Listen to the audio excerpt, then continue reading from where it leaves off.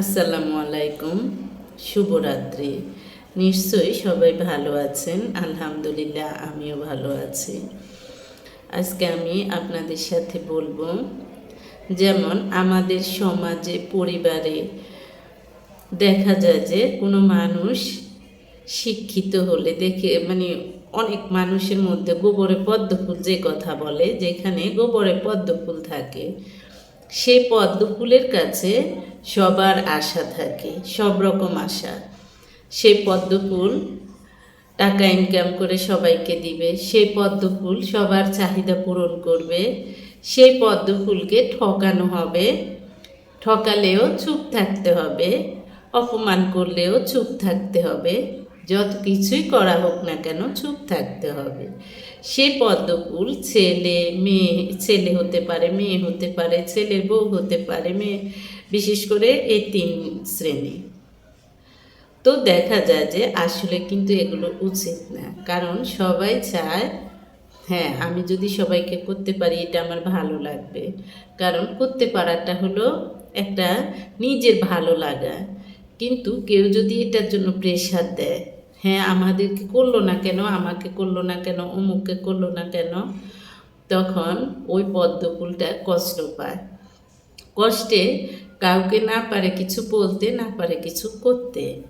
দেখা যায় যে এই কষ্টটা তার একটা রোগে পরিণত হয়ে যায়।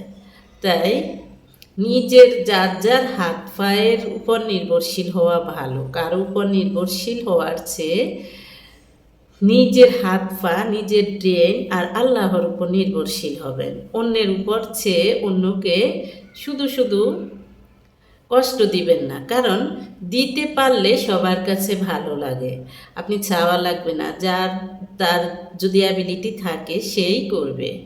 সে কাউকে লজ্জিত দিবেন না, খোঁটা দিয়ে লজ্জিত দিবেন না, যাদের এই ধরনের অভ্যাস আছে।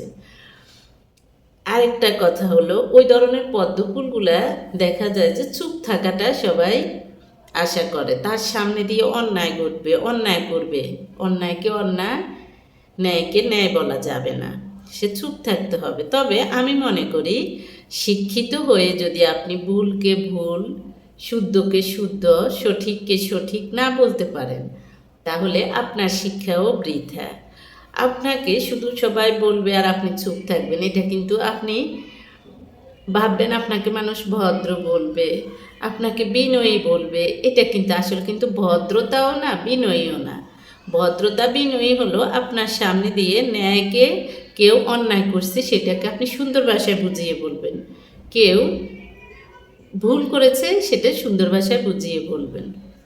এটা হলো ভালো সুশিক্ষিতের লক্ষণ। তবে সমাজে অনেক মানুষ বা পরিবারে অনেক মানুষ দেখা যায় যে আপনাকে ঠকাবে, আপনি চুপ থাকবেন। শিক্ষিত মানে আপনি চুপ থাকবেন। আপনার নামে মিথ্যা কথা, মিথ্যা অপবাদ রটাবে, আপনি চুপ থাকবেন। আপনার মানহানি করবে, আপনি চুপ থাকবেন।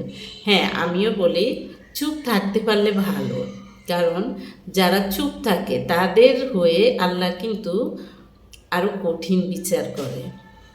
চুপ থাকাটা ভালো, হয়তো বা কিছুদিন ধৈর্য ধরতে হয়, কারণ আল্লাহর বিচার সাথে সাথে হয় না, তবে আল্লাহ বিচার করবে। এটা হলো সবচেয়ে একদম ন্যাচারাল কথা, করবে। প্রকৃতি ছাড় দেয়, ছেড়ে দেয় না।